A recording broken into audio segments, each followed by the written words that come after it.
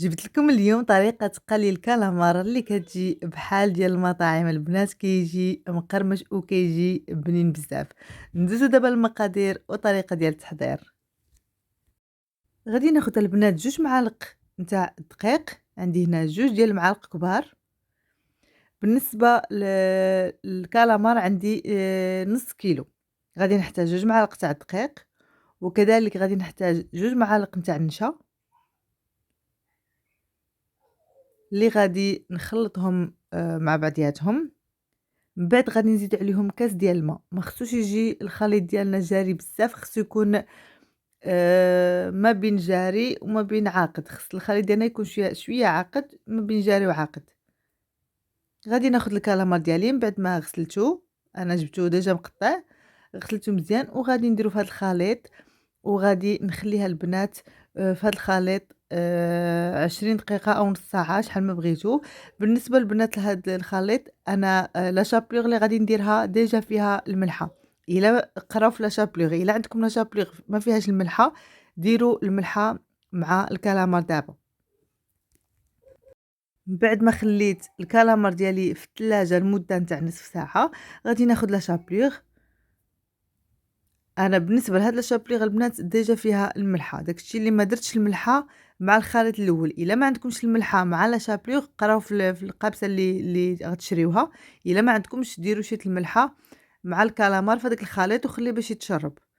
صافي غادي نبدا ندير نغطسو في لاشابليغ ونحطوه في واحد الطبسي على جنب هكا، شحال ما درتو وحطيتوه على جنب كينشف واحد شوية باش ما هاداك باش من تقليوه ما تفرتتش ليكم بزاف هذيك لا شابليغ.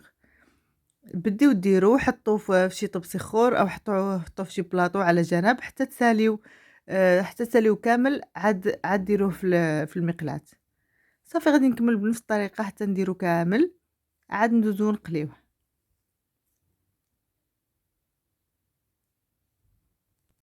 غادي ناخد واحد المقلاة او طنجره، من الاحسن انا درت طنجره باش هكا يكون عندي الكالامار يكون غاطس، خصو ضروري يغطس في الزيت، خصكم تكثروا شي الزيت البنات.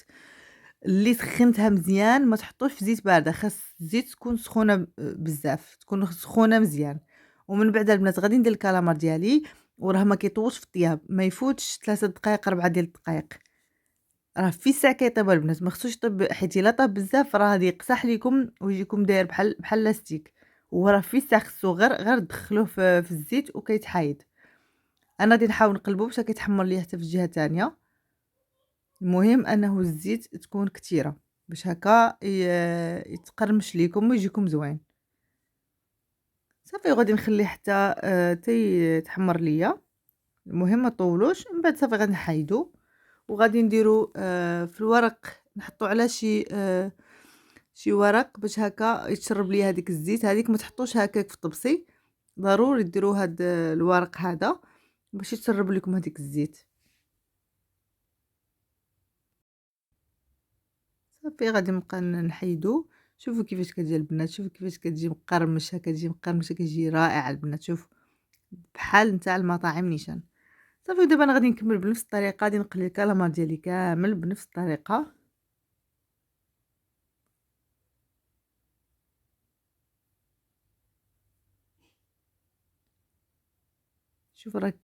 شوف راه كيبان مقرمش البنات، كيجي بحال المطاعم نيشان، حيت راه ماشي كاع الناس كيستقليهم الكالامار ملي كيقليوه، الاغلبيه كيتفرتت ليهم ما كيجيش زوين، ولكن هاد الطريقه البنات كيجي رائع. شوفوا كيفاش كيجي رائع البنات وكيجي بنين بزاف.